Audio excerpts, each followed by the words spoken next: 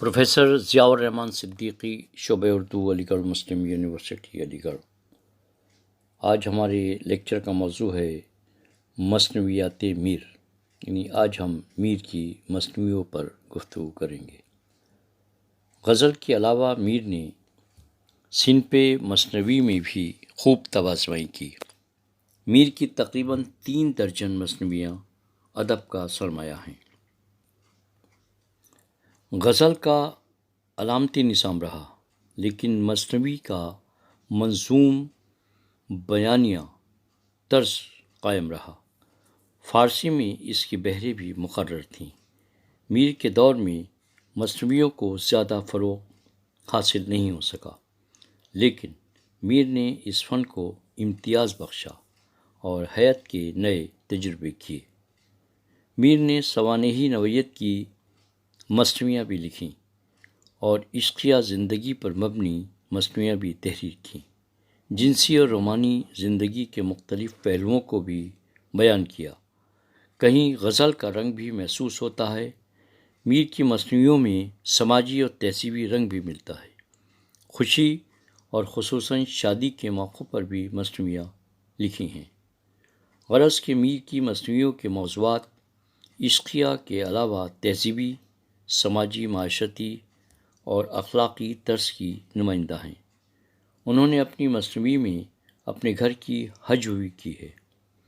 میر نے تقریباً تمام پہلوؤں کو اپنی مثنویوں کا موضوع بنایا۔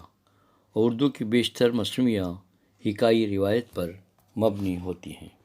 میر کی مثنویوں میں کردار زیادہ نہیں ہوتے۔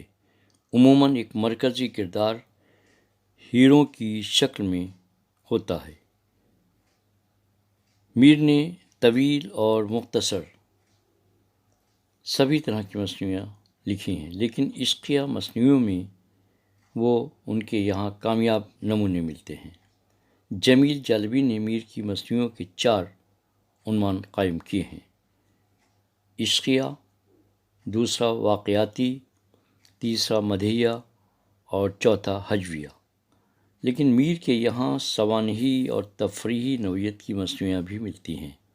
دریائے عشق، شعلہ عشق، اعجاز عشق اور معاملات عشق اہم مثنویاں تصور کی جاتی ہیں۔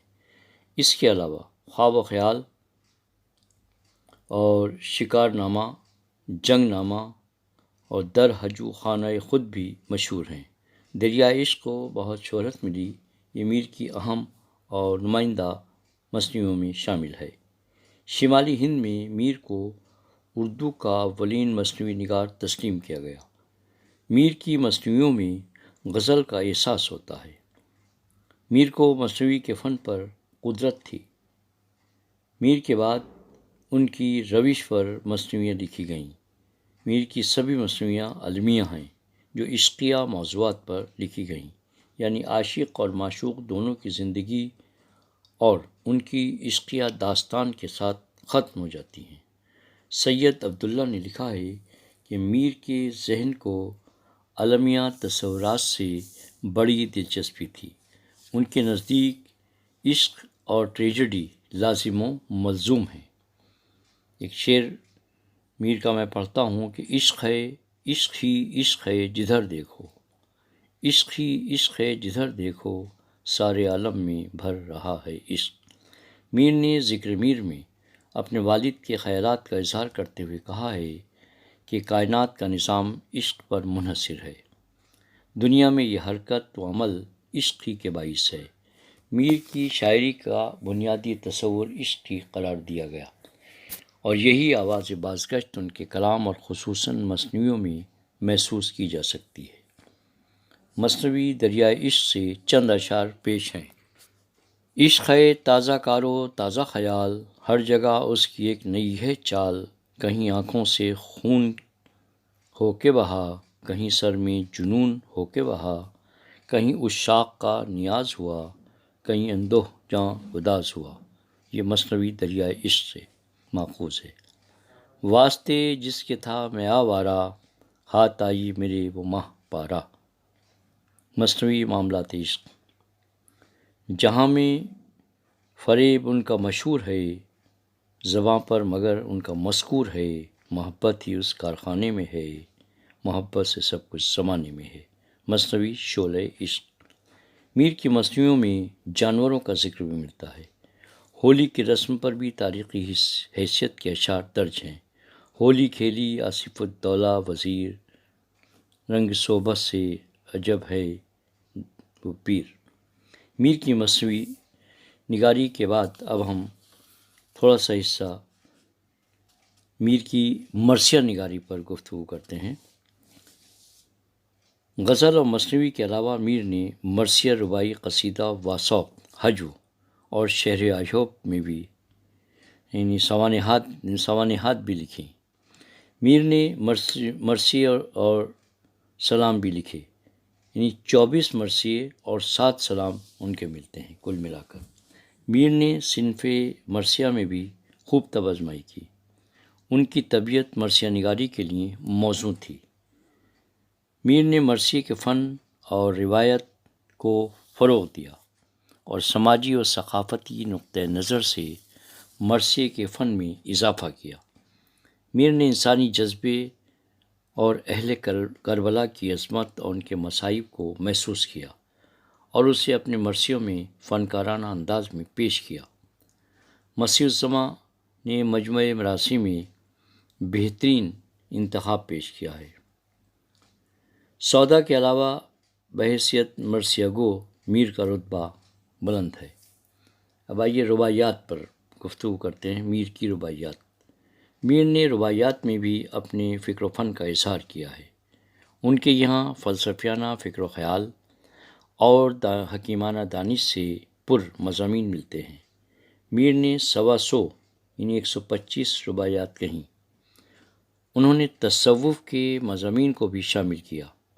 میر کی چند رباعیات کو ہم مثال کے طور پر پیش کر سکتے ہیں۔ ہم میر سے کہتے ہیں نہ تو رویا کر، ہنس کھیل کے ٹک چین سے سویا کر، پایا نہیں جانے کا وہ در نایاب، کڑ کڑ کے ابس جان کو مت کھویا کر۔ ہر صبح میرے سر میں قیامت گزری، ہر شام نئی ایک مصیبت گزری، پامال کدورت ہی رہا یہاں دن رات، یوں خاک میں ملتے ہم کو مدت گزری، یوں خاک میں ملتے ہم کو مدت گزری۔ میر کی قصیدہ گوئی، قصیدہ گوئی ایک مشکل فن ہے۔ میر کو فن قصیدہ گوئی سے بھی دلچسپی تھی۔ ذوق اور سودا کو قصیدے کا شہنشاہ تسلیم کیا جاتا ہے، لیکن قادر الکلام شاعر ہونے کے باوجود میر کو سودا اور ذوق کی طرح فن قصیدہ گوئی میں وہ زور بیان موجود نہیں ہے۔ لیکن میر نے قصیدے کے فن میں اپنے قلم کے جوہر دکھائے اور اس صنف میں طب آزمائی کی، خوب طب آزمائی کی۔ قصیدہ در مدح نواب آصف الدولہ بہادر، جو شخصی نوعیت کا قصیدہ ہے۔ اس کے علاوہ بھی 2 قصیدے اور بھی کلیات میں شامل ہیں۔ چند اشعار مثال کے طور پر پیش ہیں۔ یہ قصیدہ شاہ وقت سے 2 شعر درج ہیں۔ جو پہنچی قیامت تو آہو فغاں ہے، میرے ہاتھ میں دامن آسماں ہے، جو روتا بھی ہوں میں غبار دلی سے، تو آنسو کا سیلاب ریگے رواں ہے۔ میر کی وثاقت، میر کو وثاقت کا موجد کہا جاتا ہے، اگرچہ اس قسم کی نظموں کے نمونے ان سے پہلے کے شعراء کے یہاں بھی ملتے ہیں۔ میر کو اس فن پر دسترس تھی۔ یہ فن بھی میر کے شعری امتیازات میں شامل ہے۔ چند اشعار مثال کے طور پر پیش ہیں۔ سچ کہو شہر میں صحرا میں کہاں رہتے ہو، سچ کہو شہر میں صحرا میں کہاں رہتے ہو، یاں بہت رہتے ہو خوش باش کہ وہاں رہتے ہو، ان دنوں یاروں کی آنکھوں سے یہاں رہتے ہو، خوش رہو میر میری جان کہاں رہتے ہو، خوش رہو میر میری جان کہاں رہتے ہو۔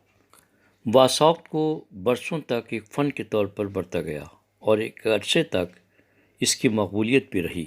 وثاقت میں شاعر محبوب سے ناراض ہو کر جلی کٹی سناتا ہے۔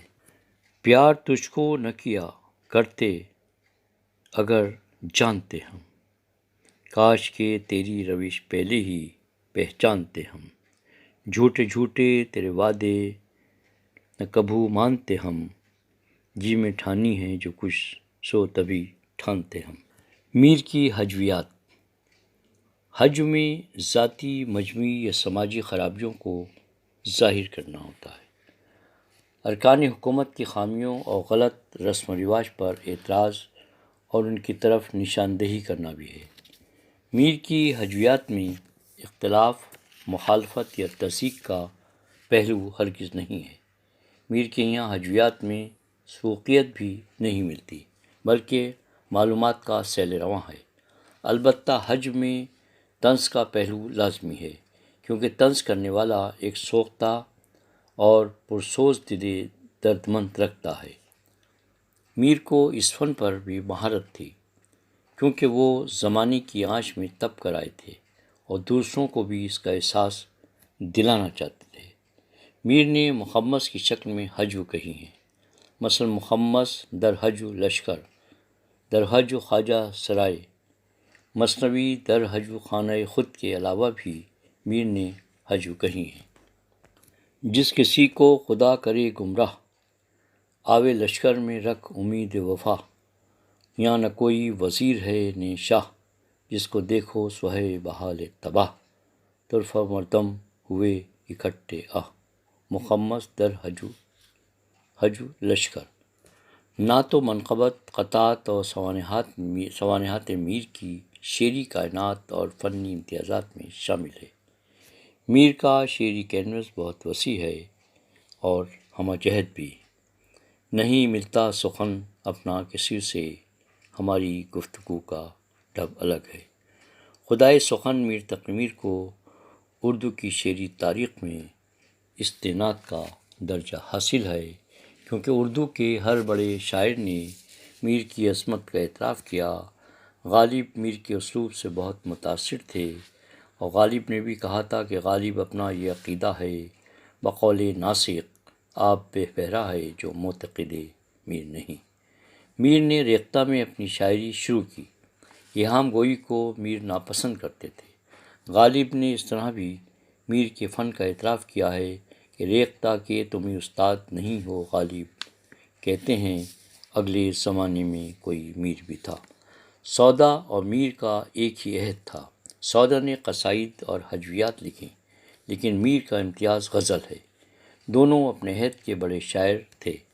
سودا کے یہاں عیش و نشاط ہے، لیکن میر کے کلام میں رنج و غم ہے۔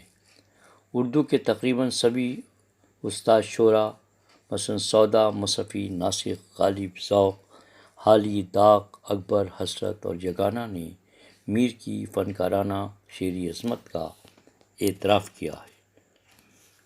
یہ شعر ہے کہ سودا تو اس غزل کو غزل در غزل میں لکھ، ہونا ہے تجھ کو میر سے استاد کی طرح۔ نہ ہوا پر نہ ہوا میر کا انداز نصیب، ذوق یاروں نے بہت زور غزل میں مارا۔